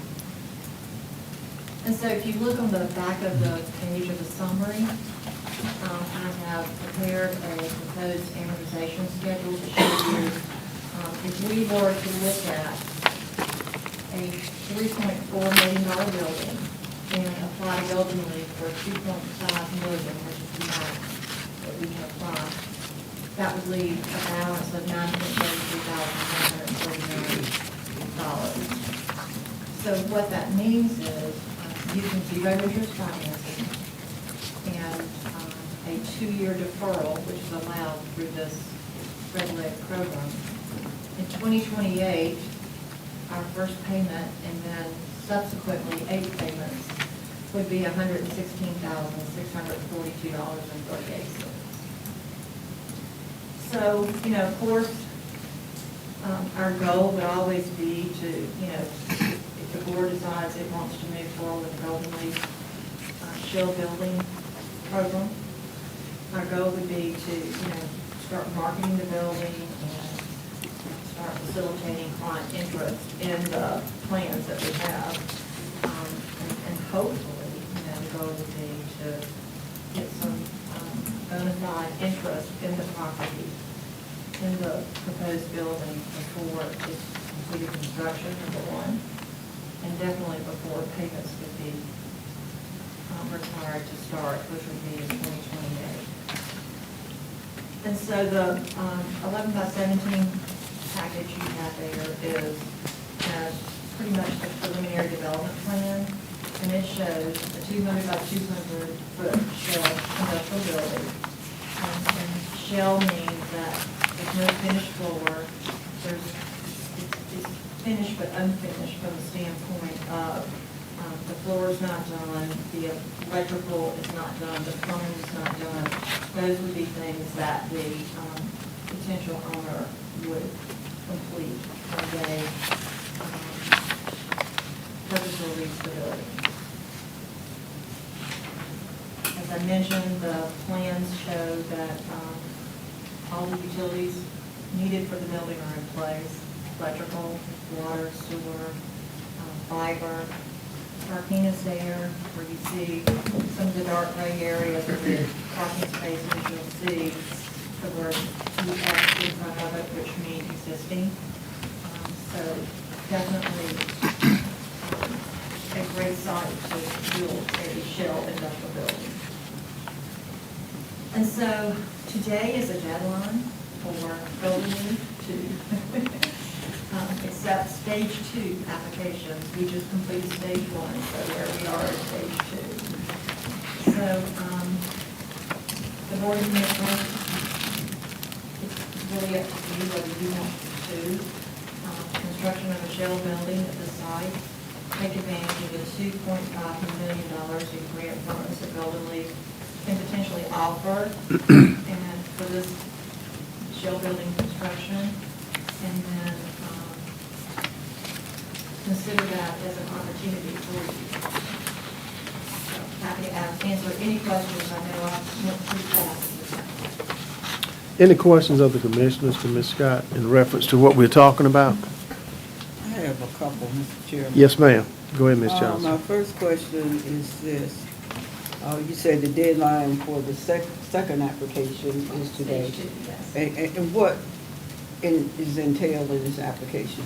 So on stage 2, we've completed the due diligence that they requested we do in stage 1. And so now they're ready to consider this project for construction. So we've done the preliminary development plan, we've completed those due diligence items. They have $2.5 million that you can apply for this shell industrial building. So what's expected of us is if we want to participate in the program, then we need to submit an application. That's what's expected. So once this application is sent in, it still has to be approved? Yes, by Golden Leaf. By That's Golden correct. Leaf. Yeah, they will review if there's anything they think is missing or, not to their standards, they might request. So it's not a guarantee once the application is? No. Okay. My second question is this is a hypothetical question, and the question is, what do you foresee our revenue would be from this seed deal? And it's just hypothetical. Well, you have two options to consider for this shell building. Number one, to sell it for fair market value. And of course, what you build it for would be the minimum, but once it's built, the building has some appreciation, once the building is constructed. So, and then, if you wanted to lease it, if there was a client where you could retain ownership of the building and lease it, you would, you're required by law to lease it at fair market value, lease payment. I think there are opportunities that you could provide it as an incentive if you wanted to, if it was a really good project. But the goal would be to recoup your money through the sale or through the lease payments over a period of time. That's the goal. And, a great example is the shell industrial building that the county built in 2000. It's 24 years ago. It was a 50,000 square foot building, shell building. And so it took a little longer at that time to sell the building. But once it did, you ended up with a company like PCD. There's some creative financing help to, put a company that is now employing over 300 people in our community in that facility. And, I worked with the regional economic development group at that time, but, finding a good company, the majority of clients that we get are looking for existing buildings. So not having a building of any significant size. I have two of my existing industries right now that are looking for expansion space, 40, 50,000 square feet. We could build this up right now, but, it's not going to happen quick enough for them. They have to find space over time. Ms. Scott, And look at this. If I could just add to your very good question. So you're right, and that this stage is the review process, so it's not guaranteed. But then again, we're not guaranteed to use that either. So if they were to come back to us and say, oh, we like it, but we only want to put $2 million in, Okay. we don't have to accept that. And that, you can't do much better than zero interest financing, use somebody else's money to show some interest on it. And the way that it is structured, and being able to amortize it over time, and get a deferral for 2 years and make an appointment, it gives you plenty of time to be successful in leasing or selling that building before your first payment's ever due. So using everybody else's money to get to that point would be tremendous. But there's always that opportunity, you know, that it doesn't go like you planned for it to go. Any further questions of Ms. Scott? I just have one more. Okay. If you look at your payment schedule here, actually, should this be approved, our first payment schedule is 28. Okay. And that would be, when you explain that schedule, so it would be September, more than likely before we get a grant agreement from Golden Lake. Okay. And so you gotta put it out for bid. Mhm. You have to select a contractor and give it a year to be built. And so that would be the end of 2025. Mhm. And so if you get your loan set up and get that deferral, your first payment's gonna be. That explains that. 2029. Yeah. Okay. Time Got flies. it. I got it. You finished, Ms. Johnson? Yes. Okay, anyone else? Ms. Scott, I think that you explained what I'm going to ask you earlier. I think I missed part of it, then I think I caught part of it. In reference to Golden Leaf's amount of the 2.5 million, I do believe you said that they don't have to give, if it's approved, they don't have to give you the 2.5. They could give you whatever. Right, that's true. And so, Okay. our request is going to be the max, 2.5. Right. Mm-hmm. You know, given that we're probably one of the most distressed of their counties, Mhm. I would think they would give us really good consideration for that Right. 2.5. I Okay. can guarantee that. You know, there are 7 total counties that were highlighted as eligible for this $10 million that Golden Mhm. Leaf received from the state. So, I think depending on how the applicants come in, they might have to do some reshaping of their funding Right. scenario. But then that comes back to us, and we have to consider whether it's that great a deal for us to continue. But for sure, it won't exceed the 2.5. Beg your pardon? For sure, it will not exceed the 2.5. That's correct. All right. Ms. Johnson, you look like you're going to ask a question. I'm just connecting with what you said. So that means that we have, or the new board will have the option of declining their offer, so we're not. Well, it will be Obligated. you, because it'll come back in September. Oh. We don't want you to miss that, okay? Yes, it will, we have to sign a grant agreement. Yeah, that won't be on you, Mr. Silver. And, you know, the minimum will require that the board of commissioners, you know, approve the grant agreement. So, we're not adopting a resolution authorizing the grant and that the, you know, county manager can sign and some things that we do with our routine grants. We're just asking for your permission to apply. Right. So I guess what you're asking for today is our approval, requested to apply for the stage 2 funding through the Golden Leaf funding project? That's right. And- Okay. And as noted the last sentence in your overview. Right. Halifax County would not be committed to moving forward with this process until a grant agreement is signed with Golden Leaf, and then that will come back to you. Okay.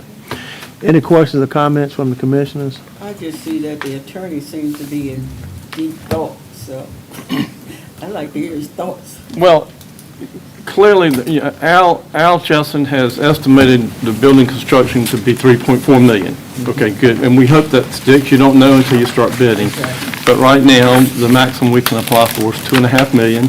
And then we would hope that, or expect that Roanoke Electric would step up and make us the zero-interest loan.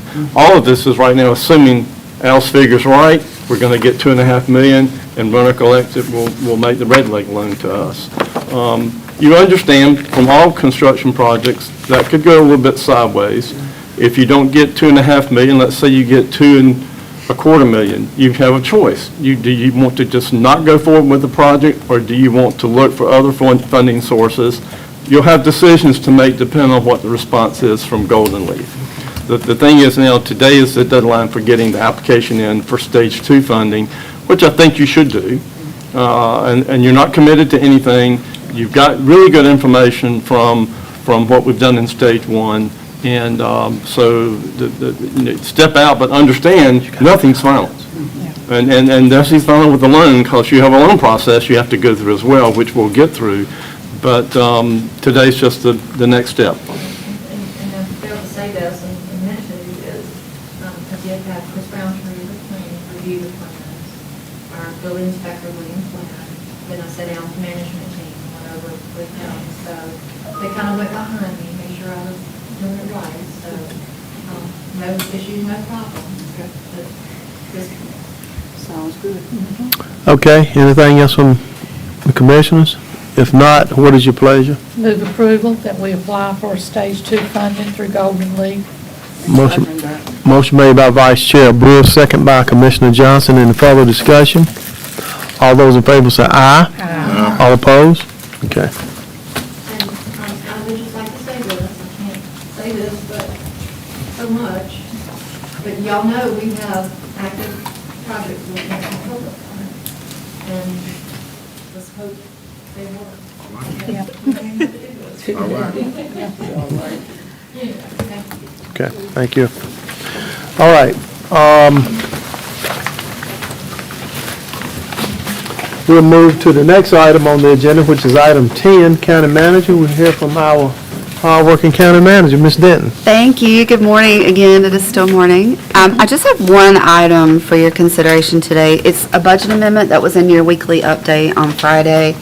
This is for the search grant, which I try not to speak in as many acronyms. It's Special Evaluation Assistance for Rural Communities and Households Grant. This is to complete the preliminary engineering report in the Meadows Sewer District that we have, you all approved the capital project ordinance, grant project ordinance back in April. This grant, just like a lot of other ones with USDA, is a reimbursement style grant, and we're starting to receive invoices. So this budget amendment before you is to request that the general fund loan the project funding, and then when we submit the invoices, pay them, and then we submit the reimbursement request from USDA, the funds will come back to the county. That is my request for today. I'll be glad to answer any questions. I do think this PER will be completed this year, this calendar year, so this is not going to be a long, drawn-out process. All right. And what would you need a motion to do? Yes, ma'am. I would need a motion and a second and approval of the budget amendment so that we can loan funding to the project. I so move for the approval of the amendments to the budget. Okay, motion made by Commissioner Davis. Is there a second? I will second it, Mr. Chairman. Okay, second made by Commissioner Smith. Any further discussion? All those in favor say aye. Aye. All opposed, like sign. Thank you, and I'll just have one quick item in closed session. Okay. Is that all you have to? Yes, sir. Okay.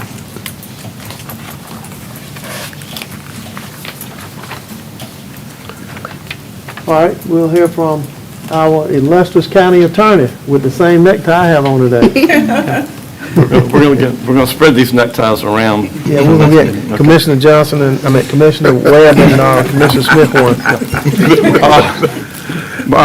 Briefly, I have one thing I want to discuss with you in closed session. It concerns a very recent development in the opioid litigation, and I'll take a few minutes in closed session to bring you up to date on that.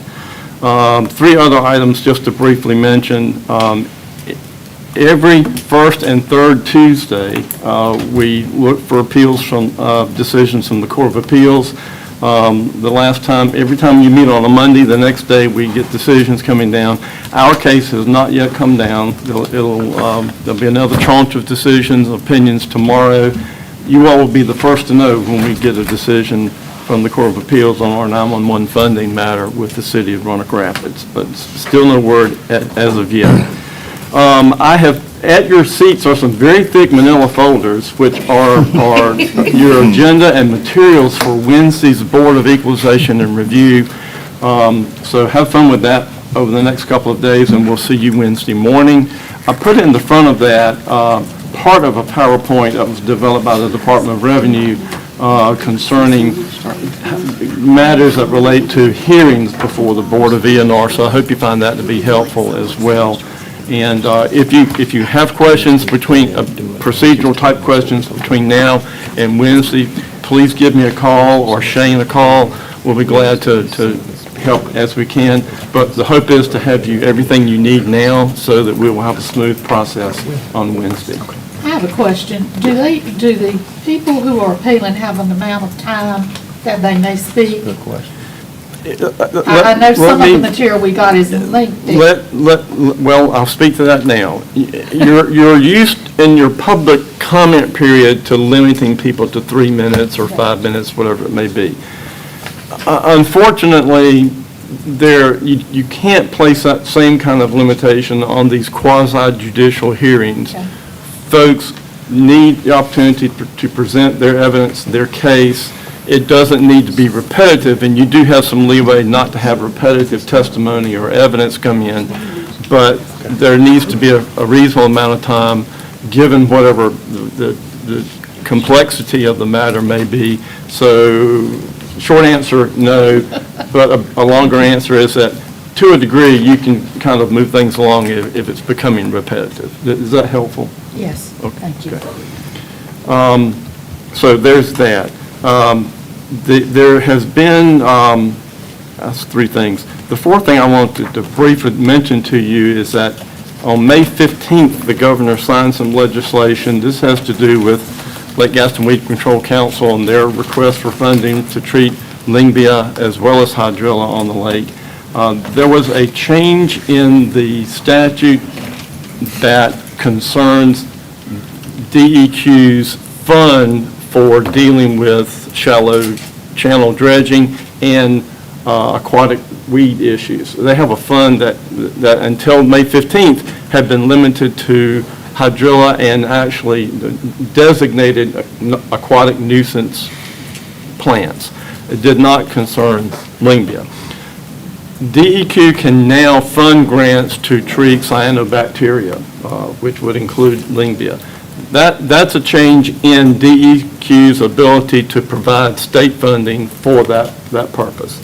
It didn't change anything else that has directly to do with our ability to fund that kind of treatment, but I have a call into or an email into someone at DEQ about how it might affect how we could participate in this state fund that might indirectly allow us to provide some funding for that. I don't have a hard answer on that yet. I just want you to know that it's being discussed.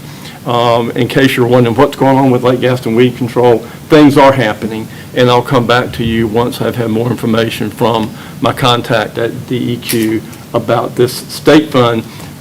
And Lake Gaston Weed Control Council is receiving for this current year funding from that state fund. You can have state money in it or money from other non-state sources, such as a county or a nonprofit that wants to contribute to that state funding.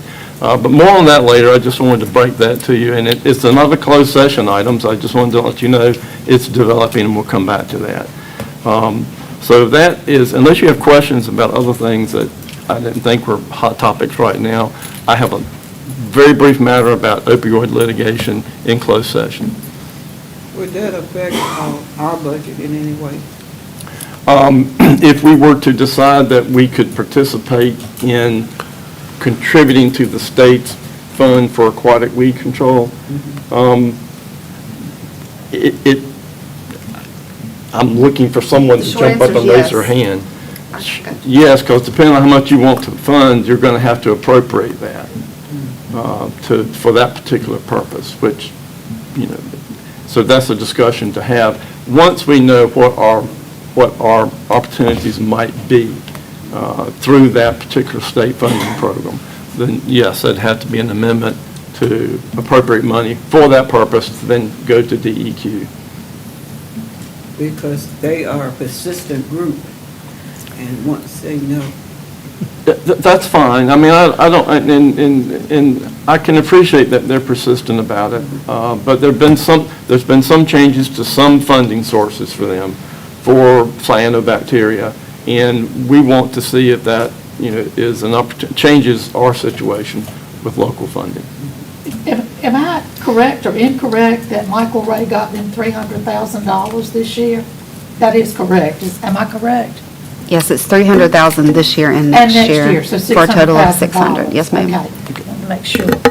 And I'm not asking you to commit to Okay. anything, I Yeah. just wanted you to be aware of those recent developments that we're going to look more at and come back to you. Yeah. Okay. It was actually brought to our attention by representatives from the Oh, Weed yeah. Council. Oh, yeah. So Glenn reached out to his contact at DEQ to confirm it. Good. All right, then I'll see you in closed session. Just put in y'all's update. If you want me to talk about it, I can. Not unless you No, want to. that's fine. All right, okay, thank you, Attorney Rollins. Other business, okay, I do have, and you all may have something as well, but I have a letter here. And this was at the request of Peter, and you have it in your packet dated May the 20th. Of course, we have not sent it and not going to send it until we get your approval. And that is, in your packet, Peter had approached me to discuss, for us to discuss, they want to talk with the association about supporting legislation to protect dogs kept on chains and penned outside in all extreme weather conditions. And we took steps as a county to try to make things better, for our dogs in this county by prohibiting the unattended tethering of dogs and passing standards of care requirements. And of course, they wanted to see if they can strengthen that throughout the state, and they just wanted a letter of support for us. And I'm not going to, read this letter to you, but anyway, you can see where, they talked about things such as public safety, and they want to encourage the North Carolina Association of County Commissioners to consider the benefits of animal care standards, including disallowing continuous and unattended tethering, especially during extreme weather conditions. And if you approve it, this letter will go directly to the Executive Director, Kevin Leonard, for the North Carolina Association of County Commissioners, and a copy will be sent also to Peter. Rachel, I can't think of her last name, it escapes me right now, but. Mine too. Okay. It's Rachel. Okay, but anyway, she's the contact, we have her contact information at Peter, and she was the one who requested this. And you all are familiar with her, she's been before this board before. I know Ms. Brewer, Ms. Johnson, and maybe Mr. Smithfields, Commissioner Davis, and we may not be familiar with her, but she's been before us before. So, do you have any questions or comments in regards to the letter? The letter's in your packet of information.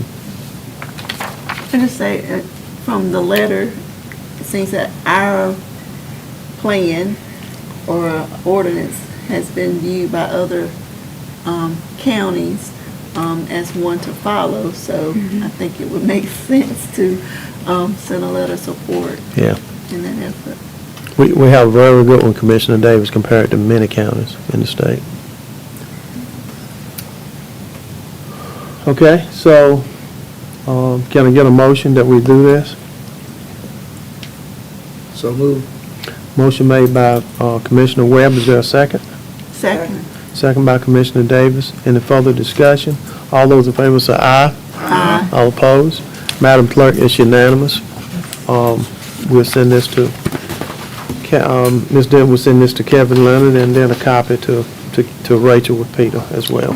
Okay, anything else under other business before we go into closed session?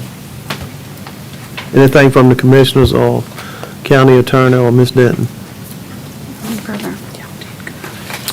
Okay, if not, can I get a motion to go into closed session? For closed session minutes, and Attorney Rollins, what were yours again? This Real is quickly. concerning a development in our opioid litigation. Okay, and Ms. Denton? Brief personnel matter. Okay, all right. Okay, all right. So moved to go into closed session for those three matters. Now, as far as any action when we come out of closed session, None for me. Attorney Rollins? Any action out of closed? Okay, I just want to just advise the public about that. Okay, I got a motion, I think, from Ms. Johnson. And did anyone second it? No. Second. Okay, second by Vice Chair Brewer. Any further discussion? All those in favor